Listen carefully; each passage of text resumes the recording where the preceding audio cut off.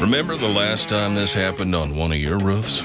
Yeah, we couldn't either. And GAF is on millions of rooftops. So I think we would have heard something about this peculiar phenomenon.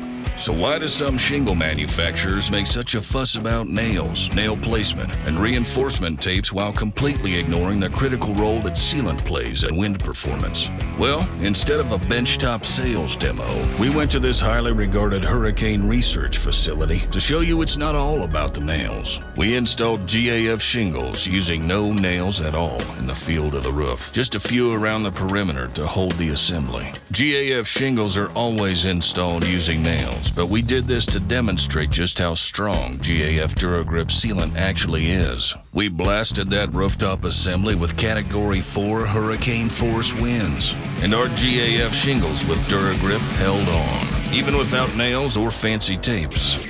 Dura Grip, available on all GAF shingles, including our new Timberline HDZ Shingles. Timberline HDZ Shingles, when installed with the required combination of GAF accessories, are eligible for the wind-proven limited wind warranty, an industry-first wind warranty with no maximum wind speed limitation.